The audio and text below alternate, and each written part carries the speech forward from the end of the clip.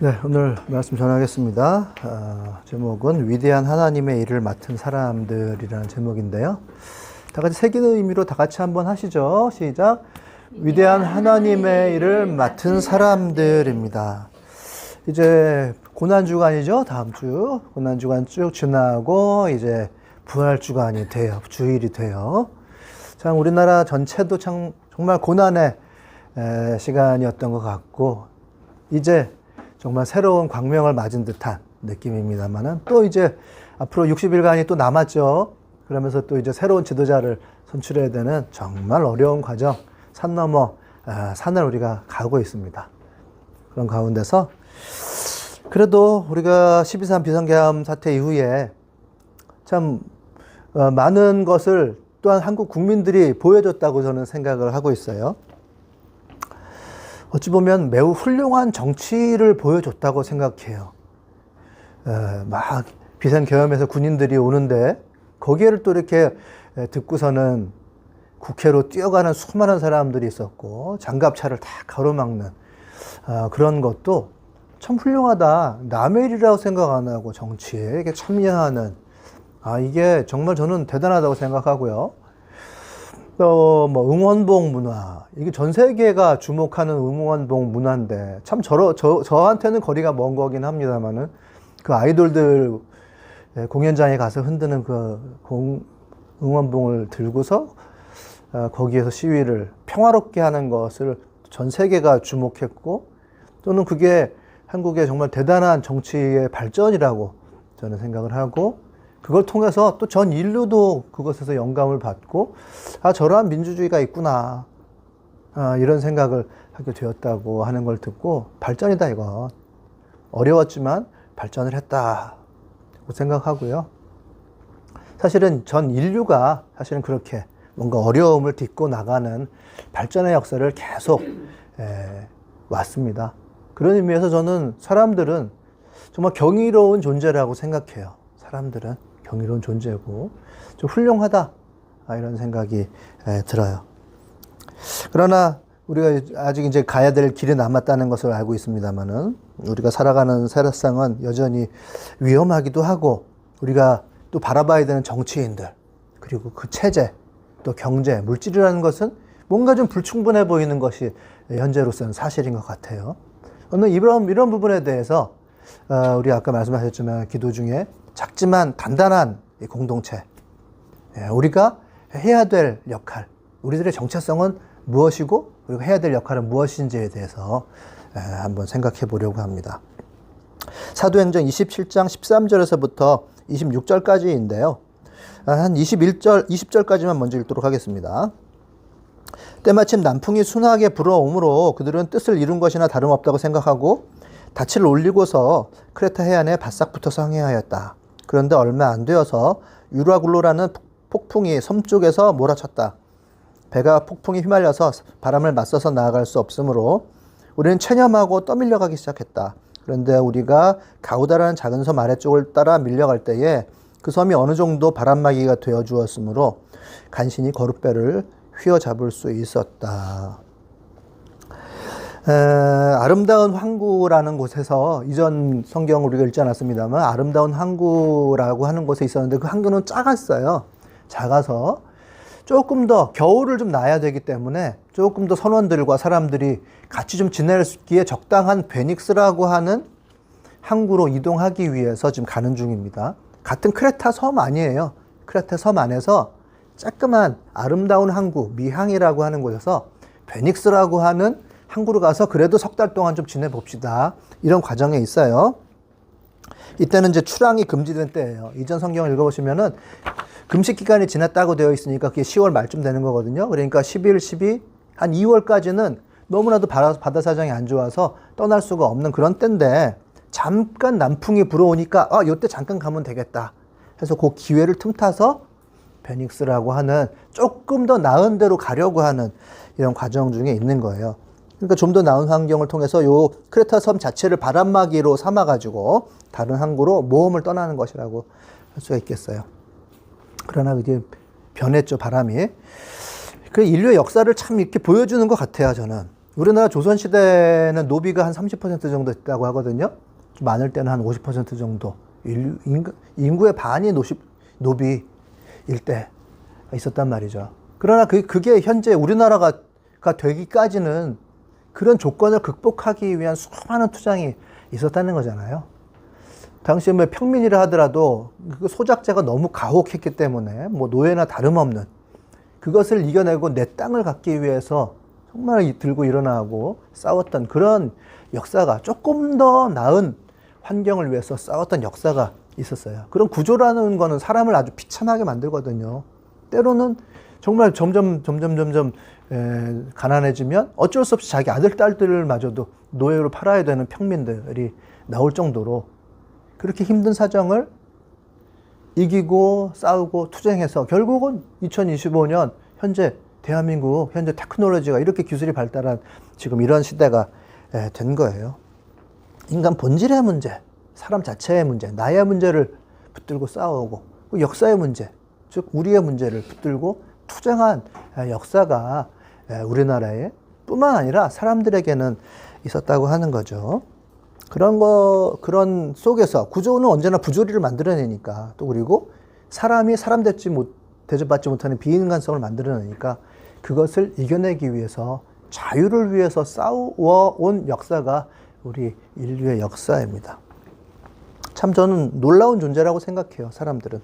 그러나 이제 여기서 이제 보듯이 그들이 의지해서 가는 크레타 섬이라는 게 나오죠. 그리고 남풍이 나오고, 그리고 떠밀려 가다 보니까 가우다라고 하는 조그만 섬이 나오고, 그리고 여기서 떠밀려 갈 때 거룻배를 휘어잡을 수 있었다라고 얘기하는데요.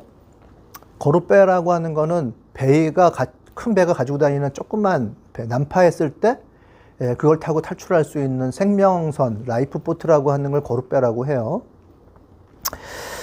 보니까 쭉 섬에서 불어오는 폭풍이 있었어요. 남풍이라는 것은 아래에서 위로 그래도 섬에 붙어서 갈 수 있게끔 해주는 바람이었으나 섬에서부터 이렇게 불어오니까 망망대해로 떠밀려 갈 수밖에 없는 그런 상황이에요. 그래서 먼 바다로 떠밀려 갈 수밖에 없어서 간신히 섬 하나를 발견해서 그 섬 뒤로 숨어서 바람이 약간 잦아지는 틈을 타서 거룻배 하나만이라도 붙들어 놓자 해서 그 거룻배를 끌어놓고 퉁퉁 감아놓고서는 어떻게 될 것인지 살아남기라도 했으면 좋겠다라고 하는 이런 상황이 돼 있는 거예요. 마지막 생명 건지려고 하는. 그러나 그 20절을 보시면요, 좀 넘어가겠습니다. 20절 보면 여러 날 동안 해도 별도 보이지 않고 거센 바람만이 심하게 불었으므로 우리는 살아남으리라는 희망을 점점 잃었다. 사람들은 오랫동안 아무것도 먹지 못하고 있었다라고 얘기가 나와요. 특별히 여기 해와 별이 사라졌다는 얘기는 그 1등 항해사들은 해와 별, 특히 밤에 별을 보고서 각도계 같은 걸 보고서 별과 별의 위치를 재서 그 다음에 그것이 의미하는 게 뭔지를 바라보는 자료집이 있어요. 그걸 보고 여기가 지금 우리가 어디에 있다라는 것을 그렇게 해서 알게 되는 거거든요. 근데 해와 별이 모두 사라져서 최소 3일 내지는 3일 동안은 나와 있고 그 다음에 여러 날 동안이라고 했으니까 한 7일, 8일 이 정도 됐을 거라고 보는데 여러 날 동안 해도 별도 보지 못했다라고 하는 거예요. 결국 체념한 상태로 떠밀려가서 내가 어디에 있는지도 모르는 절망적인 상태가 되었다라고 하는 거죠. 3일 동안 사람이 굶으면 여러 가지 이상 현상을 보이게 된다고 하는데 에너지 고갈, 근육 분해 시작, 탈수 가능성, 극심한 불안, 공황이라든지 생존 본능이 막 일어나가지고 서로를 막 죽이게 되는 그런 일들이 생기게 되고 이 생명보트 하나에 누가 탈 수 있을 것인지를 막 신경 곤두세우고 그 근처에서 막 왔다 갔다 하는 일들이 벌어지겠죠. 결국 잘해보려고 조금 더 나은 환경을 찾아서 가보려고 했으나 절망에 빠져들었다라고 하는 것을 볼 수가 있어요. 우리나라도 1960년대에는 전 세계에서 가장 가난한 나라 중에 하나였습니다. 그러나 한강의 기적이라고 하는 게 보통 60년에서 80년대가 끝날 때까지를 되게 한강 기적 시기라고 보잖아요. 엄청나게 아파트를 지었을 때예요. 그리고 그 당시에 제 친구의 아버지들을 보면 갈비집 같은 거 하고 짜장면집 같은 거 하고 해가지고 돈을 못 본 사람이 없어요. 아파트 2채, 3채 사고 새로운 가게 내고 자기 아들 가게 차려주고 이럴 정도로 엄청나게 돈을 벌 수 있었던 때가, 특히 이제 강남에 제가 살았었거든요. 그럴 때가 있었습니다. 그리고 나선 그것이 도약이 돼서 2025년에 지금의 우리나라가 된 것이에요. 가장 가난한 나라 중에 하나가 순식간에 이렇게 최경제적인 부강국이 될 수 있었는데, 특히나 그 기술이라고 하는 거, 로봇 기술이라든지 IT 기술 같은 게 굉장히 발전했죠. 그러나 그것이 우리들에게 행복을 가져다 줬냐, 삶의 의미를 가져다 주었냐라고 하면 그건 좀 다른 문제인 것 같아요. 그 기술이라고 하는 것이 초연결로 사람들을 묶어놓고서, 그 우리들을 보면은 단톡방에다가 사람 모아놓고서는 막 이지매를 한다는 얘기를 들어보셨잖아요. 댓글이라는 이름으로 사람 막 난도질을 해도 그것을 막을 수 있는 정화장치라는 것이 우리들에게 없어서 그 안에서 약자들은 또 밀려나게 된단 말이죠. 법기술이라는 것도 엄청나게 늘어서 이제 권력을 가진 사람들은 법의 기술을 가지고 정적을 제거하고 권력을 잡는데, 그것이 범죄인데 범죄가 아니게 만드는 기술까지 나오게 되었잖아요. 우리가 이렇게 발전을 하고 좋은 나라로 가려고 했으나 그 안에서 더욱더 불행은 늘어났다라고 하는 거예요. 그래서 인간의 발전을 위한 노력이 정말 우리를 행복하게 했느냐라고 했을 때 참 그렇지 않다라고 하는 거죠. 인간의 발전과 행복? 아니다라고 하는 거예요. 이거 작게 나왔습니다만 이게 뭐냐 하면요. 우리나라 현재의 출생률을 놓고 0.72이거든요. 서울은 0.55예요. 놓고 지금 현재 인구의 추이를 바라본 것인데 2025년에 5,168만이에요. 이 정도면 굉장히 많은 거거든요. 그래서 이렇게 많이 낳질 않는다고 하는데 5천만이 넘네? 5,100만이네? 그러나 이 안에는 중장년이 이만큼이고 아이들은 없다는 얘기거든요. 그래서 2040년 가면 4,700만 명, 2060년 가면 3,500만 명. 이 정도 되면 25세 이하, 우리 아이들, 다영이나 이런 애들이 중년이 되고 그 아이들이 태어났을 때에 25세 이하는 5%, 5세 이하는 1%가 된다는 얘기예요. 요 때가 되면. 출생률 0.7이라고 하는 거는 그런 것을 의미해요. 그러면 경제는 바닥으로 떨어지겠죠. 경제가 침체한다는 얘기는 현실적으로는 막 폐허가 된 그런 건물, 지금은 폐허는 안 됐지만 어쨌든 장사를 안 하고 비어있는 건물이 있다는 얘기거든요. 그러나 이 정도쯤 되면 폐허가 됐다는 얘기를 하는 거예요. 폐허가 된다. 근데 지금 이미 그렇게 안 태어났으니까 어느 일정 정도까지는 암만 뭐 아이를 갑자기 막 20명씩 낳는다 하더라도 비어있는 구간이 있다. 당분간 우리는 절망으로 갈 것이다 라고 하는 얘기가 지금 뭐 독일의 한 뭐 어떤 2,800만 구독자를 가진 유튜브 채널에서 이렇게 얘기를 해가지고 다시 한번 우리가 주목을 하게 되었는데요. 그러면 이런 세상의 모습을 보고 우리가 작지만 단단한 공동체인 우리가 스스로 정체성을 어떻게 가지고 어떻게 살아가야 할 것인지에 대한 얘기가 오늘 이 성경에 있습니다. 그들이 21절부터 끝까지를 한번 좀 읽어볼게요. 그때에 바울이 이렇게 말하였다. 여러분은 내 말을 듣고 크레타에서 출항하지 않았어야 했습니다. 그랬으면 이런 재난과 손실은 당하지 않았을 것입니다. 그러나 이제 나는 여러분들에게 권합니다. 기운을 내십시오. 이 배만 이를 뿐 여러분 가운데 한 사람도 목숨을 잃지는 않을 것입니다. 바로 지난밤에 나의 주님이시오 내가 섬기는 분이신 하나님의 천사가 내 곁에 서서 바울아 두려워하지 말아라. 너는 반드시 황제 앞에 서야 한다. 보아라 하나님께서는 너와 함께 타고 가는 모든 사람들의 안전을 너에게 맡겨주셨다 하고 말씀하셨습니다.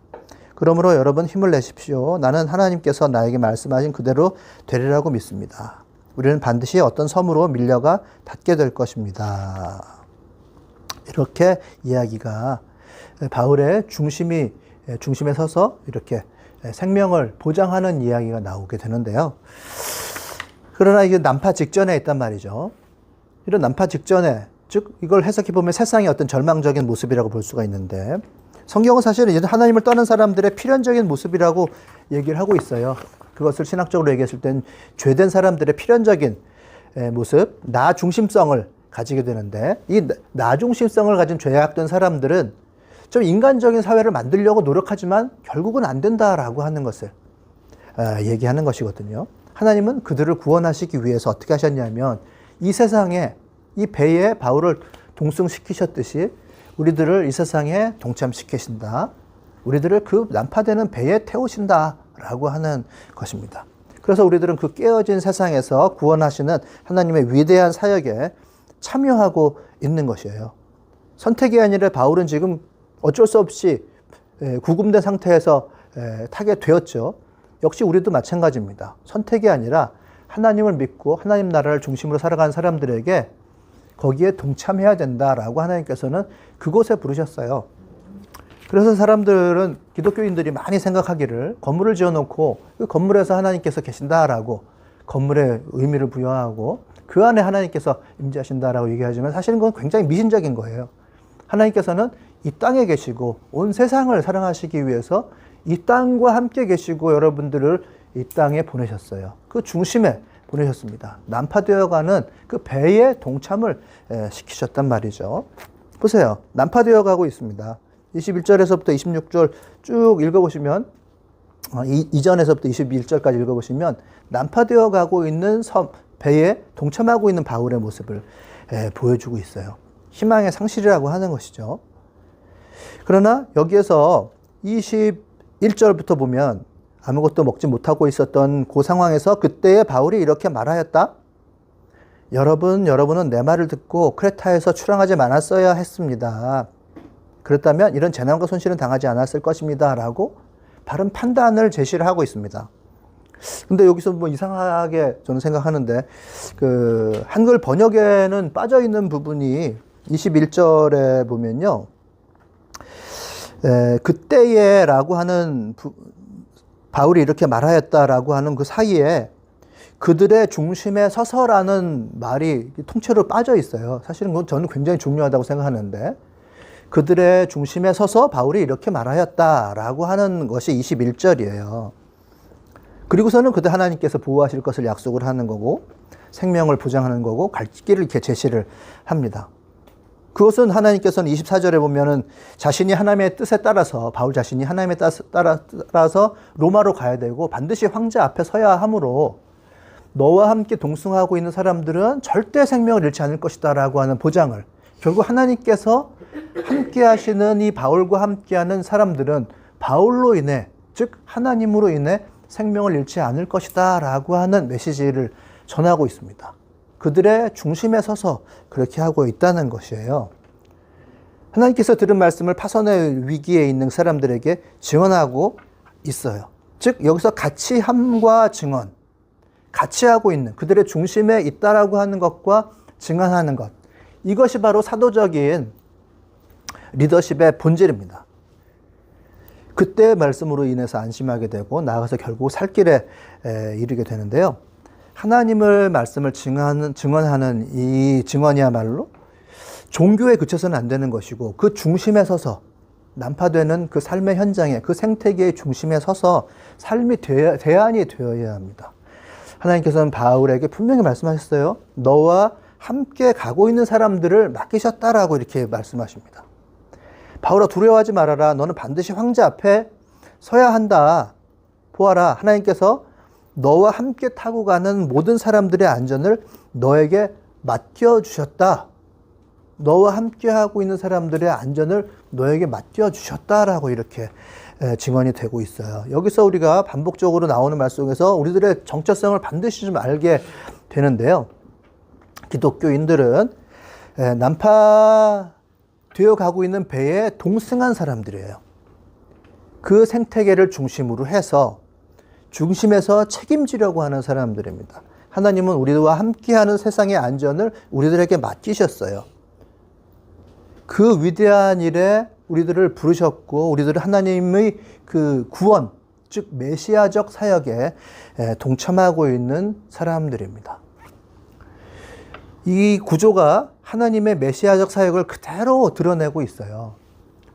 하나님께서는 우리들에게 너를 구원하겠다라고 얘기하지 않으셨어요. 성경의 구조를 전체적으로 보면, 정확하게 보면 하나님께서는 이 땅을 사랑하셔서 이 땅을 심판하셔야 하지만 예수께서 대신 심판을 받으시고 우리들에게 생명을 주셨습니다. 전체에게 생명을 주셨는데 그 안에 한 명으로 우리가 끼어 들어가고 있는 거지, 정확하게 얘기하면 그렇게 되어 있는 거지, 메시아가 한 사람을 보고 오는 사역을 하지는 않습니다. 메시아는 온 세상을 전체를 구원하시기 위해서 오시는 분이시고, 그 중에 한 명으로서 우리가 있어야 메시아적인 사역에 동참하고 있는 사람들이지, 나를 구원하신다? 좀 확대해서 우리 가족? 뭐 좀 확대해서 우리 교회? 아니고, 메시아라고 하는 것은 온 세상을 구원하시는 분이세요.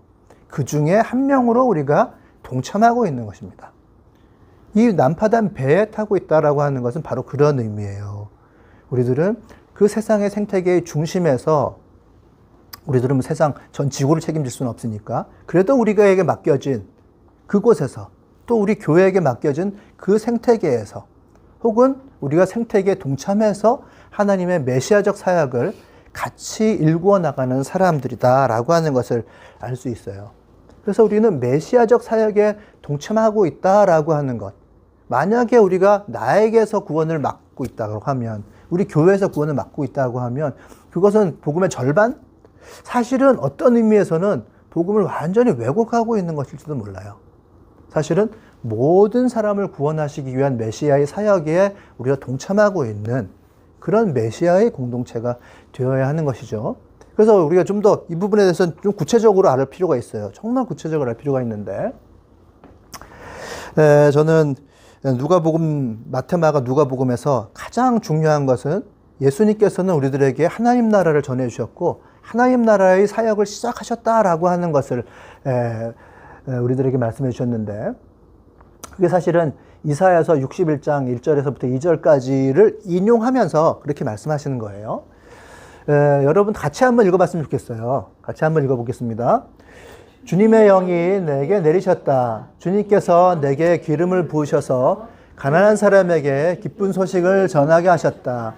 주님께서 나를 보내셔서 포로된 사람들에게 해방을 선포하고 눈먼 사람들에게 눈쁨을 선포하고 억눌린 사람들을 풀어주고 주님의 은혜의 해를 선포하게 하셨다. 예수께서 두루마리를 말아서 시중드는 사람들에게 되돌려 주시고 앉으셨다. 회당에 있는 모든 사람들의 눈을 예수께로 쏠렸다. 예수께서 그들에게 말씀하셨다. 이 성경 말씀이 너희가 듣는 가운데서 오늘 이루어졌다. 이게 예수님께서 사역을 시작하시기 전에 예수님 스스로의 메시아성을 스스로 선포하시고, 그리고 우리들에게 이루어졌다라고 얘기하시는 굉장히 중요한 부분이에요. 뱃속에서 난파된 배와 함께하고 있는 바울의 정체성을 사실 신학적으로 표현해주고 있는 구절입니다. 주님의 영이 내게 내리셨다. 주님의 영을 받은 자, 즉 기름 부음을 받은 자, 메시아예요. 메시아, 온 세상을 구원하실 분이다라고 예수님 스스로가 선포하셨어요. 기름을 부으셨고 영이 내게 내리셨다라는 것은 메시아다. 그런 일이 벌어질 것이다. 이제 포로된 자들, 억눌린 자들, 가난한 자들이, 눈 감은 자들이 뜨게 되는 희년이 이제부터 선포되고 강력하게 이 희년의 기운이 지배할 것이다 라고 예수님께서는 선포하시고 나서, 그리고 이 성경 말씀이 너희 듣는 가운데서 오늘 이루어졌다. 옛날 성경엔 너희 귀에 응했다라고 이렇게 선포하시면서 예수님께서는 예수님의 사역을 시작하십니다. 예수님은 시작하셨다는 거예요. 예수님께서는 사역을 시작하셨어요. 그리고 예수님께서는 이와 같은 일들을 이루기 위해서 팔레스틴에서 사역하셨어요. 그런데 이것은 시작이지 전체가 다 이루어진 건 아니에요. 우리가 진짜 질문을 해봐야 돼요. 가난한 자들, 하는 예수님께서 사역을 완성시키셨다면 아직까지 남아있는 가난한 자들은 뭔가? 억눌린 자들은 누구인가? 눈 감은 자들, 눈 뜨지 못한 소경들은 어떻게 할 것인가라는 질문이 있어야 돼요. 이 구절은 예수님께서는 그렇게 하시겠다라고 하는 시작을 얘기한 거예요. 신학적으로는 얼레디라고 하는 거죠. 하나님 나라의 시작. 얼레디는 이미 시작되었고 나중에 완전하게 확실하게 올 것이지만은 아직까지 시작이에요.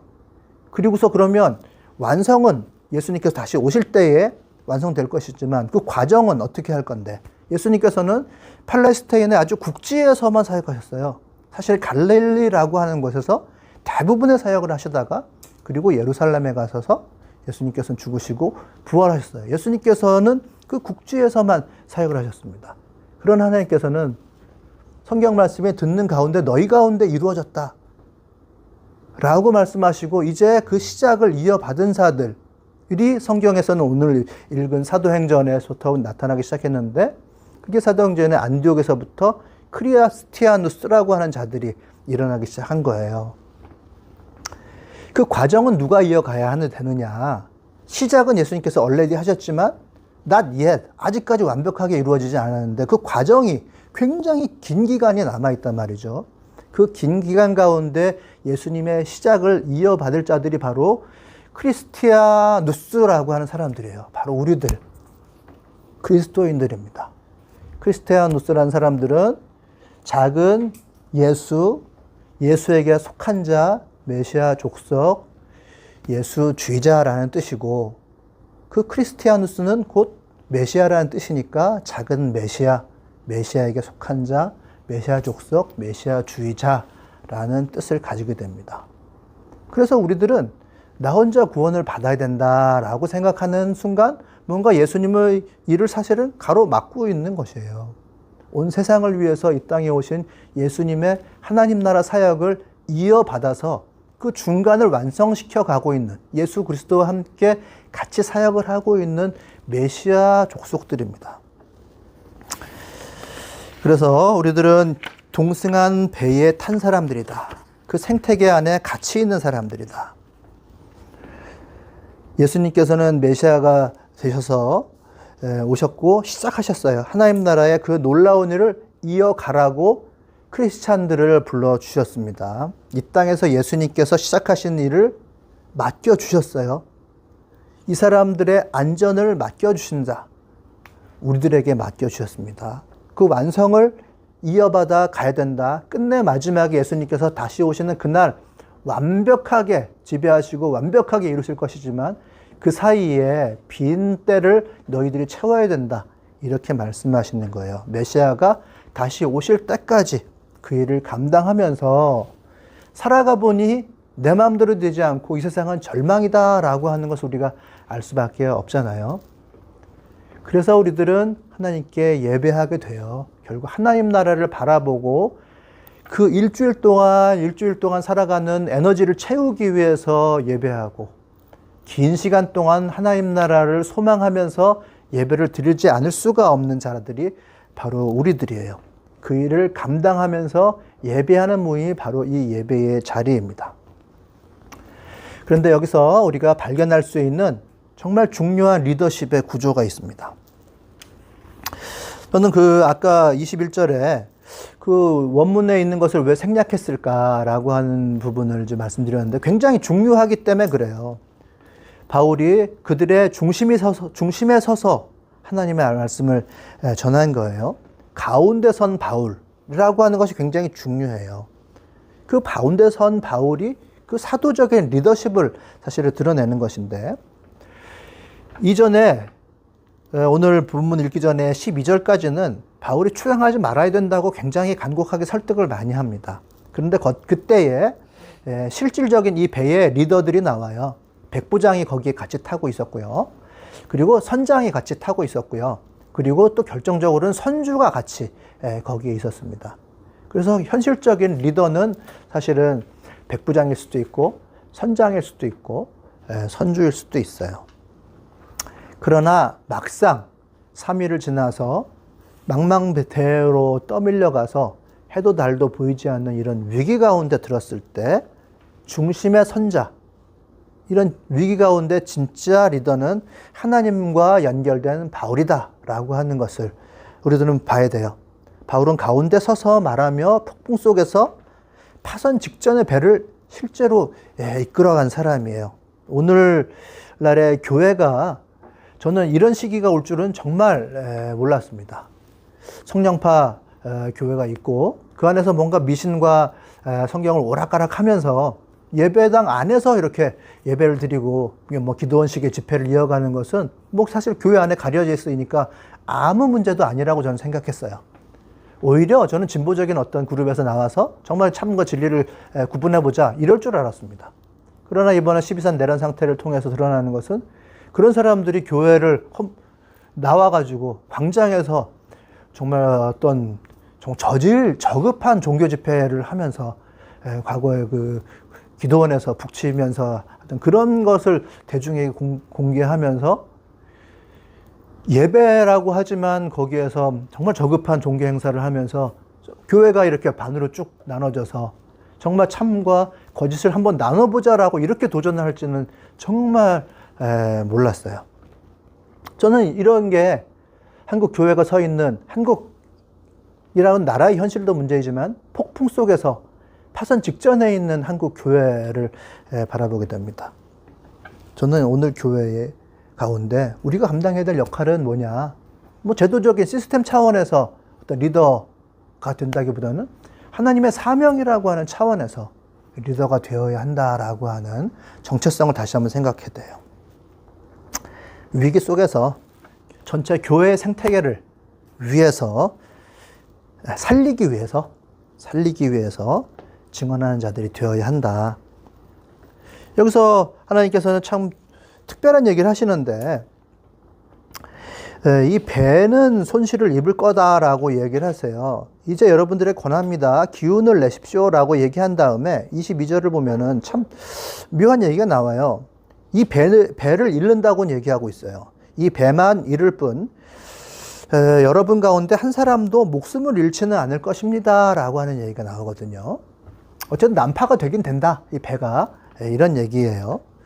배라는 전체 어떤 물질적인 구조, 시스템적인 구조보다 생명을 보존하시는 하나님의 방식을 우리가 좀 볼 수가 있는데요. 이 바울의 선언이 그렇잖아요. 배만 잃을 뿐 항해와 같이 함께한 사람들의 생명은 반드시 보장하겠다라고 하는 하나님의 말씀을 이들에게 전하는 것이에요. 자, 오늘날 하나님은 이 배, 어떤 구조, 한국 교회 전체 제도적인 교회 시스템 이런 것에 집중하시는 것이 아니라 생명이라고 하는 본질에 집중하고 계신다. 교회가 있는 건물, 시스템 그런 걸 지키려다가 지금 한국교회가 상당히 많은 부분은 본질, 생명을 잃어가고 있는 그 모습을 봐요. 한국교회 어디를 가든 정말 이게 저는 뭐 숫자가 줄어든다고 해가지고 위기다라고 얘기하는 그 마인드 자체가 전 문제라고 생각을 하긴 해요. 실질적으로 뭔가 본질을 반영한 숫자의 외형적인 축소가 분명히 일어나고 있고 어딜 가더라도 교회는 정말 50대, 60대 이상이 주류가 되는 것을 볼 수가 있어요. 젊은이들이 교회를 빠져나가고 있습니다. 거기서 대안을 발견하지 못하고 있어요. 그러니까 전반적인 대세가 젊은 사람들에게 대안을 주지 못하고 있다라고 하는 거예요. 저는 복음을 가끔 가다가 전하기 위해서 밑밥을 깔아서 얘기할 때가 많이 있어요. 좀 나 자신을 긍정적으로 받아들입시다. 힘들어하는 사람들에게 나를 좀 사랑하시고 결국 이제 나중에 하나님께서 당신 사랑하십니다를 얘기하기 위해서 그래서 신앙생활을 좀 진지하게 좀 해봐야 되지 않겠습니까? 얘기하면 그 분위기가 험악해질 때가 많아요. 자기가 옛날 교회에서 겪은 제가 잘 알지 못하지만은 어쨌든 그 교회 내에서 뭐 부모님께 신앙을 강요당했다든지 뭐 하는 그런 흔히 들을 수 있는 얘기예요.